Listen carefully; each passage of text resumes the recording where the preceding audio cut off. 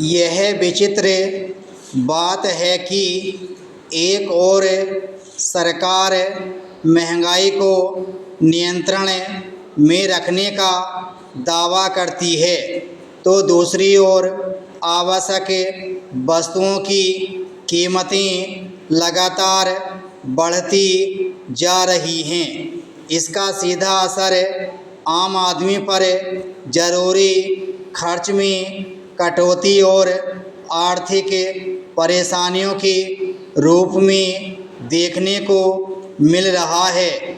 जब आय के साधन सीमित हों तो आम आदमी की यही अपेक्षा होती है कि ज़रूरी वस्तुओं के दाम उसकी पहुंच में हों ताकि परिवार के भरण पोषण का संकट पैदा न हो। मगर हाल के वर्षों में आमदनी उस स्तर पर नहीं बढ़ी है जितनी तेज़ी से वस्तुओं की कीमतों में बढ़ोतरी हुई है। सरकार की ओर से सोमवार को जारी आंकड़ों के मुताबिक खुदरा महंगाई मार्च में बढ़कर 3.4% हो गई, जबकि फरवरी में यह 3.2% के स्तर पर थी। खबरों के मुताबिक पश्चिम एशिया में संघर्ष से उत्पन्न संकट के कारण खुदरा महंगाई में वृद्धि हुई है। मगर सवाल है कि अगर सरकार आवश्यक वस्तुओं की कीमतों को नियंत्रित या स्थिर करने के लिए उचित कदम उठा रही है तो फिर महंगाई में उछाल कैसे आ रहा है।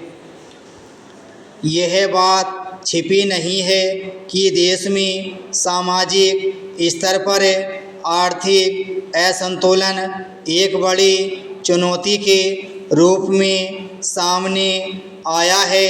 रोजगार और आय के मामले में देश की बड़ी आबादी के लिए स्थिति अब भी संतोषजनक नहीं है। आमदनी में स्थिरता और घटती क्रय शक्ति की स्थिति में जब आवश्यक वस्तुओं पर आम लोगों का खर्च थोड़ा भी बढ़ता है तो उनके लिए परेशानियां पैदा होना स्वाभाविक है। दरअसल मार्च में महंगाई के आंकड़ों में बढ़ोतरी का मुख्य कारण खाद्य पदार्थों की कीमतों में इजाफा रहा।